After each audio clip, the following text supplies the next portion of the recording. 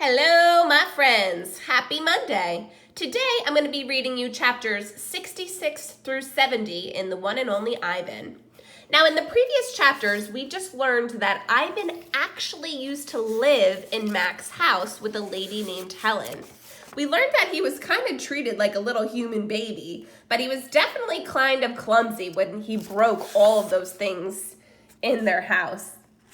Today, I'm going to start with chapter 66 called Beds. One day, after many weeks of loud talking, Helen packed a bag and slammed the front door and never came back. I don't know why. I never know the why of humans. That night, I slept with Mac in his bed.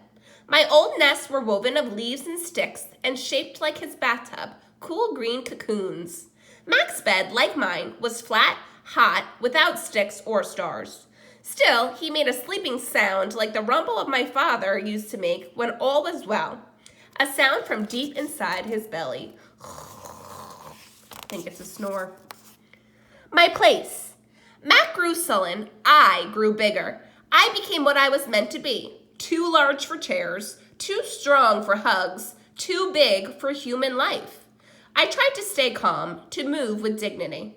I did my best to eat daintily, but human ways are hard to learn, especially when you're not a human. When I saw my new domain, I was thrilled. And who wouldn't have been? It had no furniture to break, no glasses to smash, no toilets to drop Mac's keys into. It even had a tire swing. I was relieved to have my own place. Somehow, I didn't realize I'd be here quite so long. Now I drink Pepsi, eat old apples, and watch reruns on TV. But many days I forget what I'm supposed to be. Am I a human? Am I a gorilla? Humans have so many words, more than they truly need. Still, they have no name for what I am. 9,876 days. Ruby is finally asleep. I watch her chest rise and fall. Bob, too, is snoring. But my mind is still racing. For perhaps the first time ever, I've been remembering. It's an odd story to remember, I have to admit. My story has a strange shape, a stunted beginning, an endless middle. I count all the days I've lived with humans. Gorillas count as well as anyone, although it's not a particularly useful skill to have in the wild. I've forgotten so many things, and yet I always know precisely how many days I've been here in my domain. I take one of the magic markers Julia gave me. I make an X, a small one, on my painted jungle wall. I make more X's and more. I make an X for every day of my life with humans.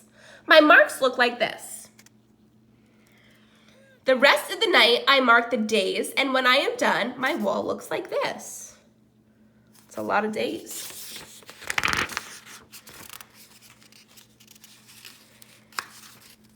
And so on, until there are 9,876 X's marching across my wall like a parade of ugly insects.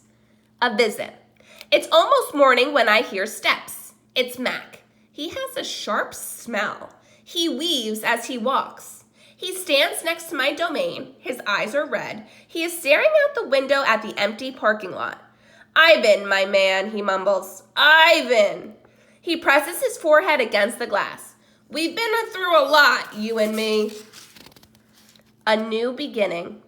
We don't see Mac for 2 days. When he returns, he doesn't talk about Stella.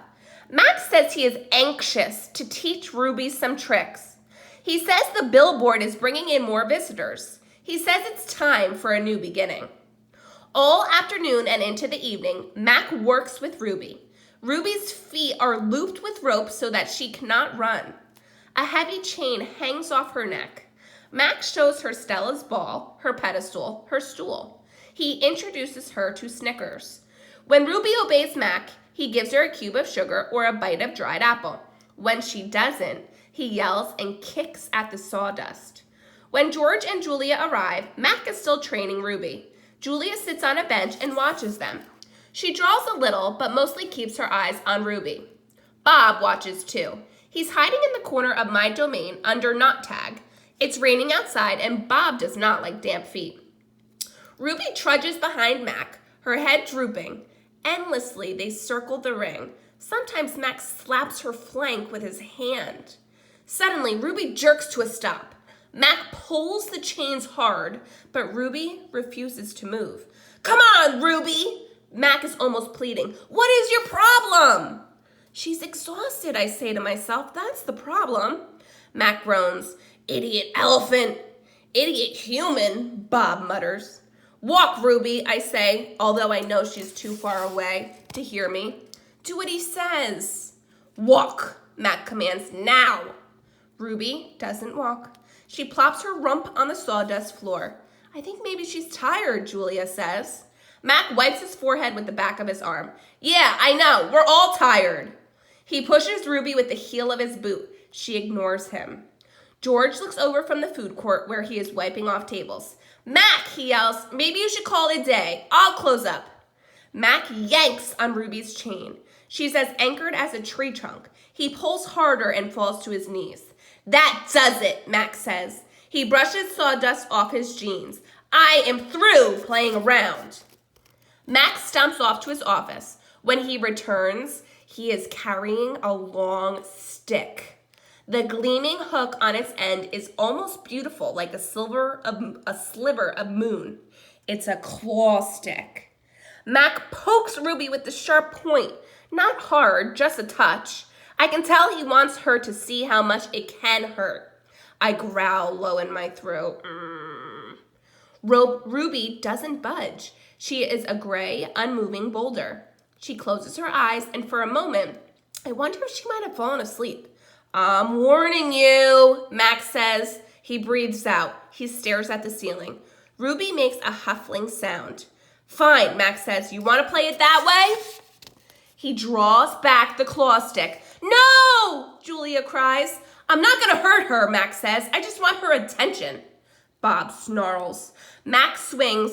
The hook slices the air just a few inches above Ruby's head. See why you don't want to mess with me, Mac says?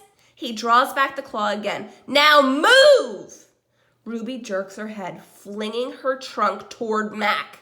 She makes a noise that sends the sawdust scattering. It makes my glass shiver. It is the most beautiful mad I have ever heard. Ruby's trunk slaps into Mac. I don't see exactly where she strikes him, somewhere below his stomach. I think, and I know, he must be uncomfortable because Mac drops the claw stick and falls down on the ground and curls into a ball and howls like a baby. Direct hit, Bob says.